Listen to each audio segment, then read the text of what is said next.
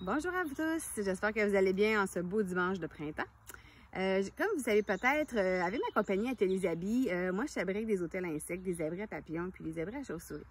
Pour les hôtels à insectes, dans le fond, on veut accueillir des insectes auxiliaires puis des insectes pollinisateurs. Au niveau des pollinisateurs, on préconise d'attirer les abeilles solitaires, qui ne sont pas des abeilles à miel. Mais aujourd'hui, je vais vous parler d'un autre insecte qui est vraiment important au jardin, surtout pour les gens qui ont des arbres fruitiers. Donc, le beau bourdon. Le bourdon, on peut l'attirer de différentes façons. Je vais vous montrer une façon aujourd'hui.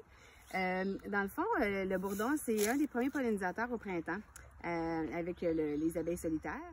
Donc, quand on a des arbres fruitiers, souvent au début mai, on va commencer à avoir les fleurs. Donc, nous, c'est sûr qu'on veut que nos fleurs soient pollinisées. Ça peut arriver au début mai, souvent que là, on a des températures plus basses. Même des fois, on peut avoir des gels, tout dépendant dans les zones dans lesquelles on est. On peut avoir des gels jusqu'au mois de juin. Donc, quand nos fleurs d'arbres fruitiers sortent, c'est certain que s'il fait frais, on veut qu'ils soient pollinisés quand même.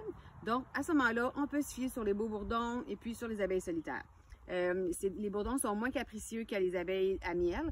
Donc, s'il fait froid, on va pouvoir quand même compter sur elles. Donc, ça va vous prendre un pot de grès comme ça, à peu près de cette dimension-là, avec un trou à l'intérieur.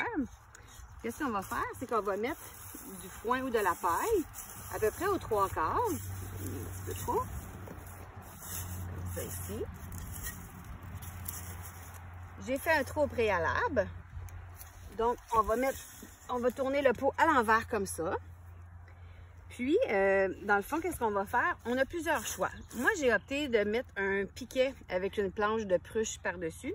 Qu'est-ce qu'on veut faire? C'est qu'on veut mettre la planche par-dessus pour cacher le trou pour pas qu'il y ait des intempéries.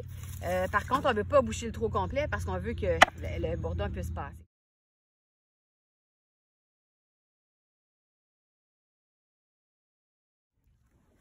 Donc, vous pouvez voir ici que j'ai mis ma planche. Elle est par-dessus le trou, mais il y a quand même quelques espaces pour pouvoir que la bourdonne puisse passer.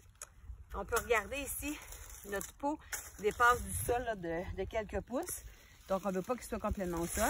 Puis là, je vais pouvoir remettre de la terre autour pour cacher le pot. Dans le fond, qu'est-ce qu'on peut faire aussi? Bien, c'est ça. On suggère d'en installer plusieurs. Moi, j'en installe toujours à peu près 4. C'est sûr que si j'en ai un qui est colonisé, je vais être super heureuse. Si on n'offre pas d'abri aux bourdons, qu'est-ce qu'ils vont faire? C'est que les bourdons, ils vont aller dans des trous de mulots qui sont plus occupés. Justement, ce matin, je transportais des sacs de terre, puis j'en ai vu un sur mon terrain. J'ai vu un bourdon, qui était une bourdonne finalement, que j'ai vu rentrer dans un trou. Je vais vous mettre une petite photo. Puis, je me suis dit, oh, on va avoir des petits bourdons cette année pour polliniser nos arbres fruitiers. Donc, c'est vraiment intéressant. Donc, je vous souhaite bon jardinage. C'est un beau projet que vous pouvez faire avec vos enfants. Puis, c'est toujours le fun d'admirer les insectes dans la nature et tout le beau travail qu'ils font pour nous. Et je vous souhaite une belle journée. À la prochaine!